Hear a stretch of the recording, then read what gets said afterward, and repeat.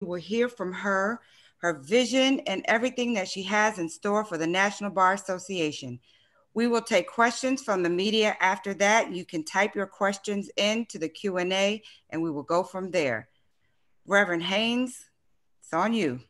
Thank you so much. I am excited with expectation to present the phenomenal C.K. Hoffler. C.K. Hoffler is, of course, the new president of the National Bar Association, but please know that she is not new to this. She is true to this. We know her as a trailblazing trial lawyer. We know her as a legal powerhouse. We know C.K. Hoffler as an awesome advocate, an able attorney who stands in the tradition of Pauli Murray and has taken seriously the mandate and mantle of the late, great Charles Hamilton Houston, who charged his students at Howard University Law School to see themselves not merely as attorneys, but as social engineers, leading the legal revolution that, of course, birthed what history knows now as the civil rights movement, because Charles Hamilton Houston said we needed attorneys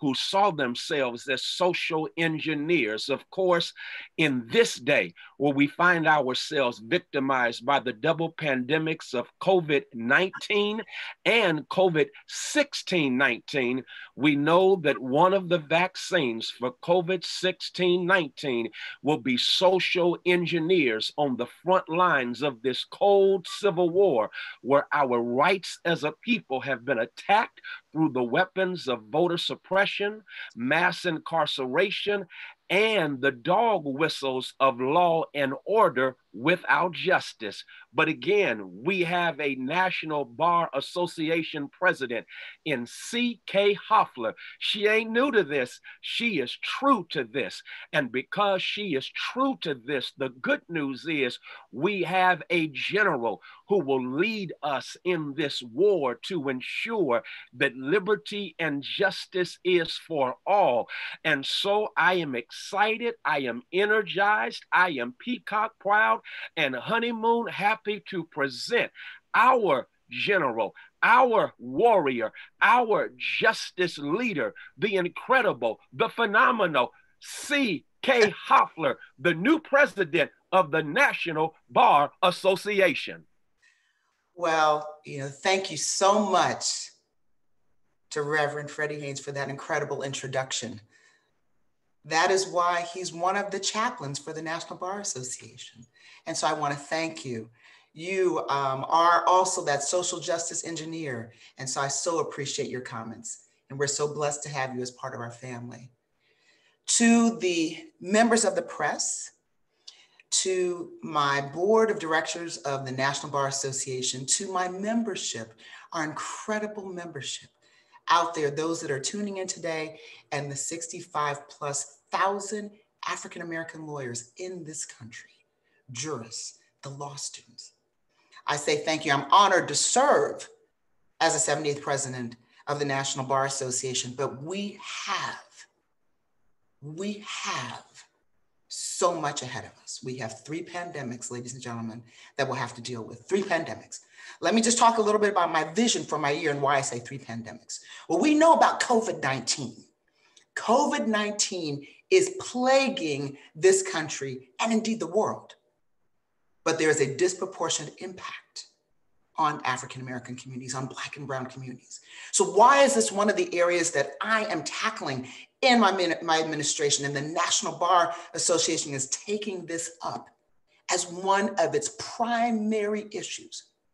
Is because lawyers, our lawyers, African-American lawyers, can play a critical role in leadership to help our communities address COVID-19.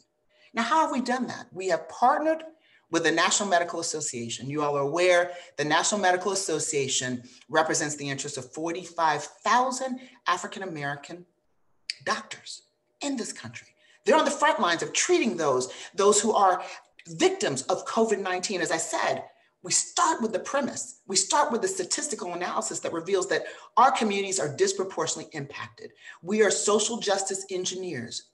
One thing that we can do and that we have done as be a part of an effort to try to encourage local government, municipal government, state government, and the federal government to take COVID seriously and to try to reverse the trend that is desperately plaguing our communities. Lawyers have the ability to do that, and we have done that. We've seen it in Georgia, we've seen it in Kentucky, we've seen it all around the country where National Bar Association lawyers are leading the way. We have a robust task force that has accumulated an enormous resources nationally and indeed internationally, but it is our partnership with the National Medical Association, Rainbow Push Coalition, and other coalition partners who are working with us hand in hand on point to educate and to minimize the impact of COVID in our communities. Because quite frankly, ladies and gentlemen, we simply can't rely on the federal government to do all the things that need to be done with COVID. So we must become leaders. And that's what the National Bar Association lawyers are prepared to do as it relates to COVID. So let's talk about the second pandemic. The second pandemic is police brutality. Police brutality, injustice. Police brutality and injustice. Police misconduct, the need for policing reforms. This is something that we know the Congressional Black Caucus, and we support them, we are aligned with them, is taking up this mantle to put in place legislative measures. But we too, as lawyers, as servant leaders in our community, must remain at the forefront of this fight, and we're already doing it. I just hate to brag about the members of the National Bar Association who are on the forefront of this fight, but let's just look at Chris Stewart. Chris Stewart, ladies and gentlemen, the media and members of the National Bar, we see him on the front lines every day. On the media, day in and day out, fighting the fight, representing the families of those who have been victims of egregious police misconduct. We need to fight. Chris Stewart is a very, very active member of the National Bar Association. He's a past president of one of our affiliate chapters in Atlanta, Georgia, the Gates City Bar Association. We see Ben Crump, a past president of the National Bar. We see Daryl Parks, a past president of the National Bar Association. We see Lee Merritt, an active member of the National Bar Association. We see Lonita Baker, a vice president of the National Bar Association, on the front lines. And let me tell you, ladies and gentlemen, there are countless National Bar Association lawyers who are fighting the fight, not just talking the talk. They're in the streets representing those families of those against police brutality and misconduct. We have a task force, and this, in my administration, I've asked former police chief, he's retired, who's also a lawyer, a retired lawyer, Clarence Williams. He is the former police chief of the city of Riviera Beach. Dynamic. We felt that it was important to include in our efforts someone who had been in law enforcement, because ladies and gentlemen, we're serious about the reforms. We need all the input so that we can come up with a plan. And by the way, as I said, we are aligned with the Congressional Black Caucus, but we need to go further as lawyers, as servant leaders. And that's why I selected who I believe is one of the foremost experts in this area, who's been in law enforcement and who has been a lawyer, who's been a practicing lawyer. And even though he's retired from both of those, perfect expert to lead the way and to lead the National Bar Association with its police reform. The third pandemic, ladies and gentlemen of the media, and my National Bar Association family knows this, is election suppression. Not election protection, election suppression. We have seen in the primaries unprecedented examples of election suppression throughout the country. I voted here and outside of the Atlanta metropolitan area in Georgia, in Brookhaven. I saw it firsthand. I experienced it firsthand. It took me almost 5 hours to vote. It should have taken me 10 minutes. But you see, when the new machines don't work, when there's not enough ballots, paper ballots for people to vote, and when there are not the mechanisms in some precincts to allow people to vote for no good reason, that's election suppression. This is replicated throughout the country. We saw the elections in Kentucky. 97% of the polling stations were closed. This impacted the ability of Black and brown people to vote in certain communities. But the good news is, both in Georgia, both in Kentucky, and throughout the country, the National Bar Association lawyers were on point.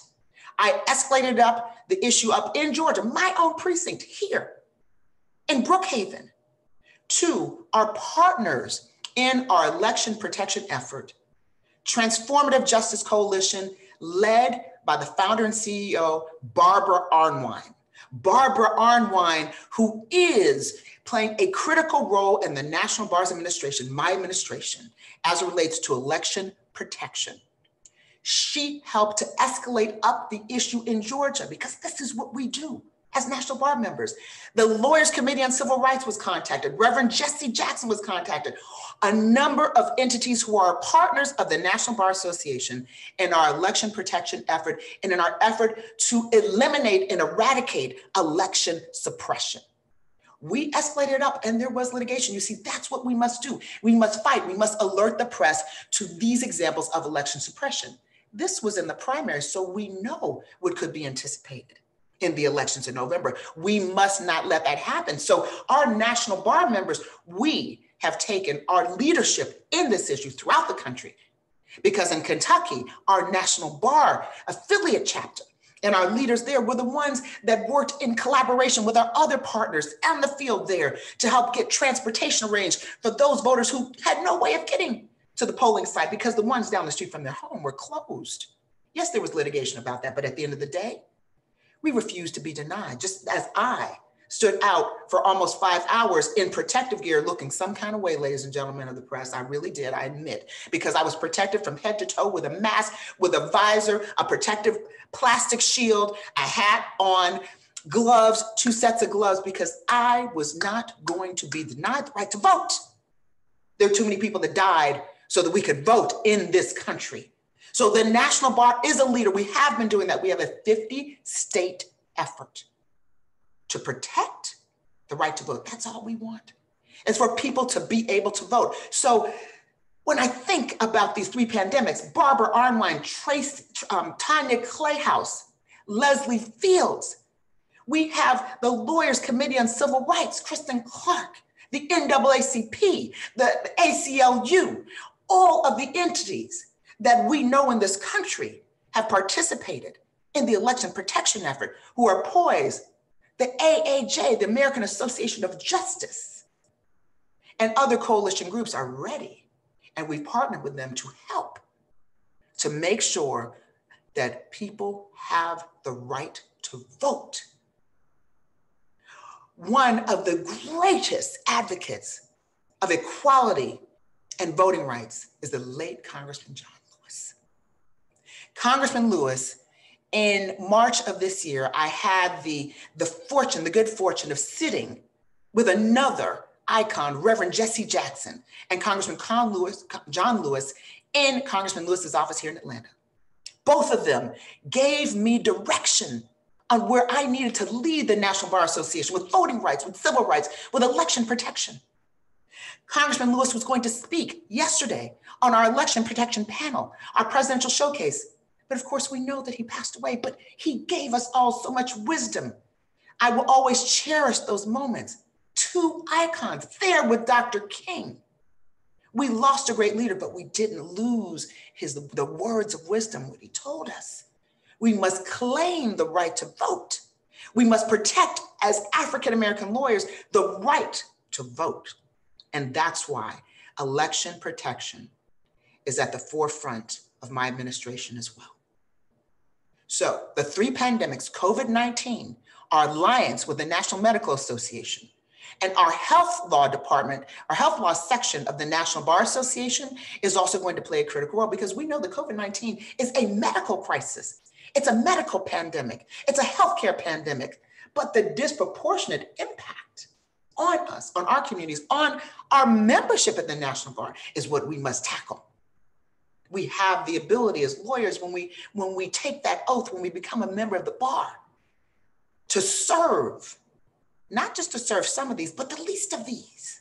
That's what the National Bar stands for, social justice engineers. I have given you some examples of all of our members who are out there fighting the fight every day, holding those accountable who are decimating our community.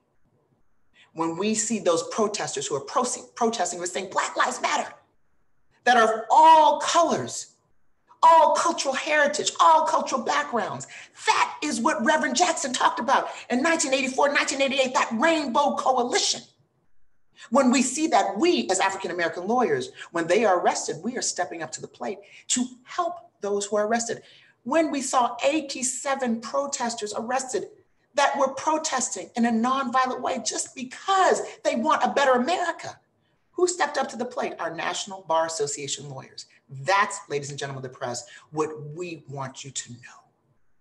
We have claimed and reclaimed our rightful place in history in addressing these three pandemics. We come from the tradition of Thurgood Marshall, of Fred Gray, of so many of our leaders who led and who fought so we had the right to vote, had the right to talk and to march and to be lawyers when we see police brutality and misconduct. And our members have risen to that occasion. So I'm just here, ladies and gentlemen of the press, to tell you today, to let you know that we are here. We're a force to be reckoned with on every single level. But we've been doing this forever. We're just elevating our leadership because we want to be part of and are asserting ourselves as part of the solution to make a better America. So against that backdrop, I want to introduce to you all, you may know, our new president-elect out of Mississippi, Carlos Moore. Carlos Moore, you talk about one of our members. Carlos Moore is our president-elect. He was instrumental in the fight to take down that flag in Mississippi. Oh, he caught hell, ladies and gentlemen. We know as social justice engineers that it's not always going to be easy, but that's our president-elect, Carlos Moore. We have newly elected vice presidents out of Washington, D.C., Henry Floyd. Henry Floyd, a young lawyer, and I see we have Carlos Moore here. We have Dominique Calhoun out of the great state of Texas. These are newly elected vice presidents. We have Lanita Baker. You heard me talk about Lanita Baker. She represents the family of Breonna Taylor. She's a vice president. We also have Lamont Bailey out of New York, extraordinary lawyer. These are our vice presidents. We also have members at large, ladies and gentlemen, who are fighting the fight. Our new members at large. We also have our treasurer, Nick Austin, one of our young lawyers out of Washington, D.C. We're breathing new life into this organization, but quite frankly, we stand on the shoulders of great, great presidents. We have Arthenia Joyner out of the great state of Florida. We have H.T. Smith out of the great state of Florida. We have Kim Keenan out of the great state of the District of Columbia. I said the great state, oops, I slipped. Out of the District of Columbia, Kim Keenan. She's one of my senior advisors. Past general counsel of the NAACP. Ladies and gentlemen, I want you to know that we are rich in our experience. We are rich in what we have to offer, and we are taking our place because we rolled up our sleeves and we said we're going to do it. So I won't have a chance to recognize all of our extraordinary leaders. I do want to recognize our past president, Alfreda Robinson, and I do want to now open the floor up to any questions that you might have. Good morning. I have received some questions from the media in advance of the press conference, so I'll just ask those that we have so far. How will the NBA be directly involved in policymaking or legislation involving the Black Lives Matter movement? Excellent question, but we're already involved. How will we be involved? We're already involved. We have been involved. We have some NBA members who are members of Congress, such as Congressman Bobby Scott. We have NBA members who in every locality, such as, let me just take the example of Georgia. In Georgia, we have a coalition called Georgia Coalition to Save Lives. What was that coalition? And the NBA, by the way, is a member. So is Rainbow Push Coalition, so is the National Medical Association, and about 40 other organizations. That was a coalition that stood up and said, one, as it relates to prematurely opening up the state of Georgia against COVID, we implored our governor to take a different course of action. But also we've taken a position that Black Lives Matter. And so what we have done is worked with our local, state governments, our municipalities, to put in place measures to protect the community, to put in place measures to ensure, for instance, to help when we see protesters out there, that we are allowed, the people are allowed to protest peacefully. So I use that as two examples. Throughout the country, Black Lives Matter, we've got Ben Crump, we've got Daryl Parks, we have Lee Merritt, we have Lonita Baker, we have Chris Stewart, we have all of our membership that have stood in solidarity and taken the knee to say Black Lives Matter. All of us have. In fact, the theme for my year is that the NBA kneels for justice and stands up to fight. The kneeling for justice, we are saying as an organization, Black Lives Matter, and we are the proponents of that. How do you do that? Through litigation. How do you do that? Through working through the legislative process. How do you do that? By reaching out and building coalition groups as we have done, because we have to be those pushing that, and we are doing it. So it's not new. We've been doing it, but we're elevating our efforts. Next question. What voter education events will the NBA engage in to combat voter suppression? Thank you. That's an excellent question. Well, the NBA has already begun training our lawyers and others in election protection. I mentioned that we have coalition partners, Barbara Arnwine, who is the mother of the election protection movement. Let me just make sure I'm very clear about this. Barbara Arnwine constructed, when she was at the Lawyers Committee of Civil Rights, the election protection movement. She is the senior advisor and the person, she and Tanya Clayhouse, advising the National Bar Association on voter suppression. So what have we done? We've had training programs, we've had CLEs, we've had seminars, we have built our coalition with the NAACP, Lawyers Committee on Civil Rights, ACLU, and other groups, and we have been out there training in collaboration with the religious community. We've got here on this phone one of the foremost ministers in the world, I don't say in the country, religious leaders, Freddie Haynes. We know him, and we know what's going on in Texas. Here in Atlanta, yesterday we had a conference. We had Raphael Warnock. As you all know, he's running to be U.S. Senator from the state of Georgia. Ebenezer has one of the most robust programs for election training in the Atlanta metropolitan area. We have teamed up and partnered with the religious community, Rainbow Push Coalition. Reverend Jackson has been the spiritual, civil rights, and human rights guidance and voice for the National Bar for a long time. I've had the pleasure of being his lawyer, Rainbow Push's lawyer, the organization's lawyer, his family's lawyer for the past 32 of my 33 years as a lawyer. Reverend Jackson and his organization are at the forefront of what we are doing in this space as well. So what are we doing? We built the coalitions. We are working in conjunction with these organizations to provide training to our communities. It's imperative that we touch on the religious, that we incorporate the grassroots efforts and our churches, because again, the goal is to make sure that people are well educated. Education is power. And to also make sure that our lawyers are trained at identifying election suppression so that we can counter it. The reason why lawyers are involved in this is because we might have to litigate. And ain't but one group of people, I know that was not the best language, but there's only one group of people that I'm aware of that can litigate a case, and that's a licensed lawyer. 65,000+ African-American lawyers in this country. We can do it. We're poised to do it. And we've built coalitions. We don't have to reinvent the wheel. We're just expanding the coalitions. And it's not we have. We've already done it. It's in place. Elections in November. We couldn't start this now. I've been chairing the election protection effort for the National Bar Association since July of last year. So we've been working, building the coalition, doing the training, and now we're just stepping it up because why? We have seen with the primaries that there's a need to do that. Other questions? If we could switch gears a little bit, and if you could discuss how the National Bar Association will impact COVID-related injustices. Absolutely. Well, the National Bar Association, COVID, as I indicated before, has disproportionately impacted our community. We as the National Bar Association, we are a social justice organization. And one of the things that we do so brilliantly well is we stand up and fight for our community. We always have. Whether it gets media attention, mainstream attention or not, we've always done that. Understanding and recognizing the impact of COVID on our communities, we talked about it being disproportionate, and on our membership,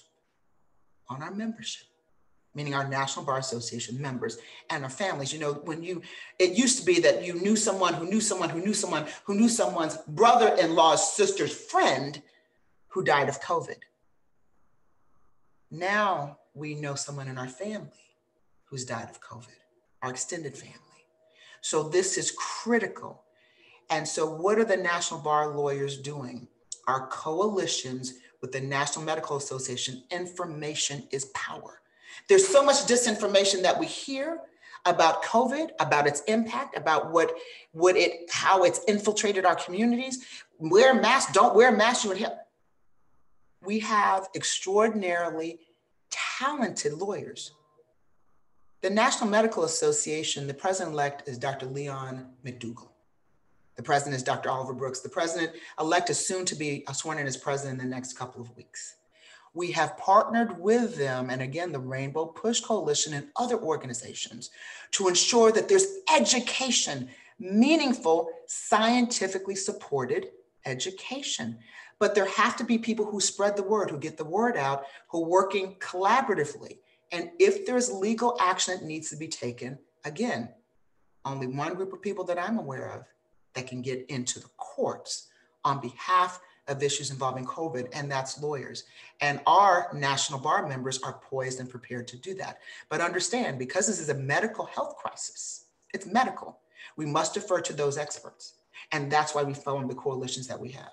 And the grassroots effort, again, when others fail in providing the guidance, and by the way, testing, we can't just sit back and sit on our hands and put our head in the sand. We must be active and proactive. And that's why the National Bar Association has formed these alliances so that we can be proactive in our communities, educating our communities, being a part of programs, speaking on panels, going where no one else wants to go to help our people.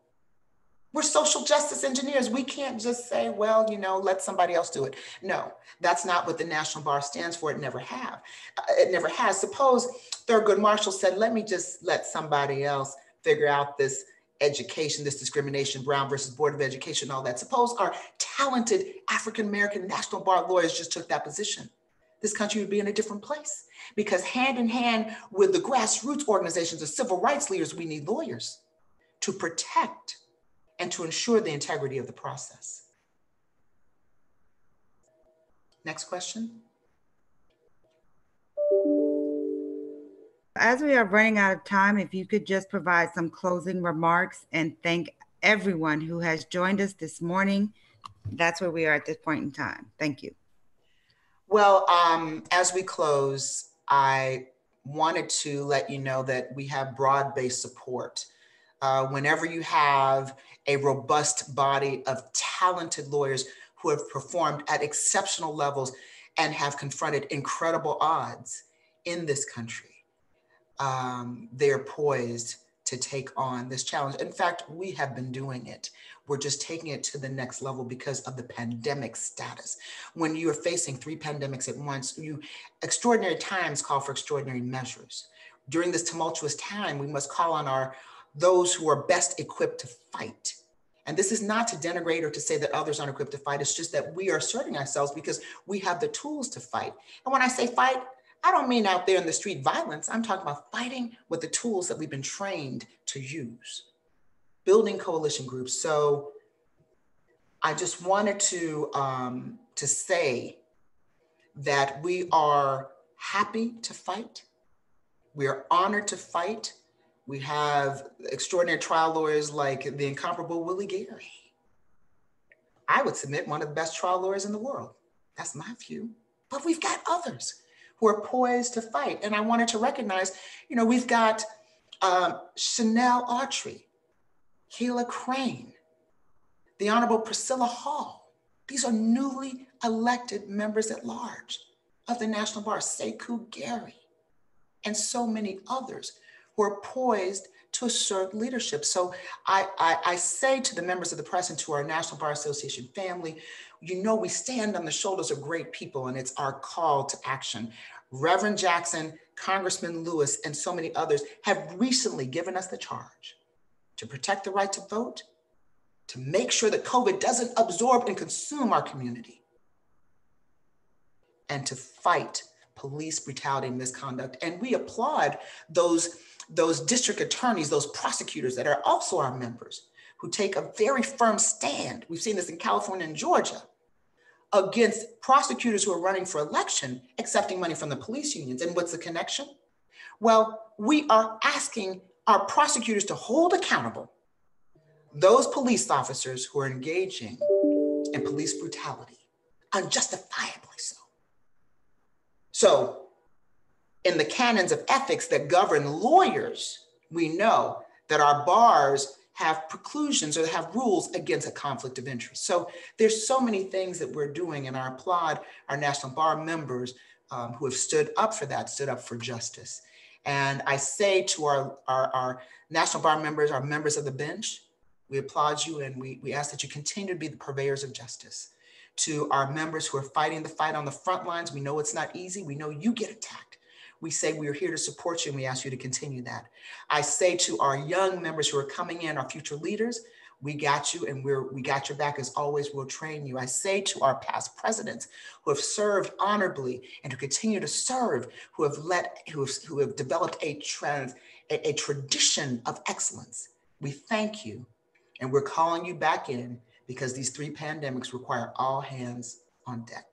And we say to our religious community and our grassroots efforts, to the Honorable Freddie Haynes, to our chaplain, Sonia Natasha Brown, a Gabwa member in the city of Atlanta, to those of you who are spiritual leaders, we need you now more than ever, because these 3 pandemics are tearing apart our communities, and we're saying no, no more.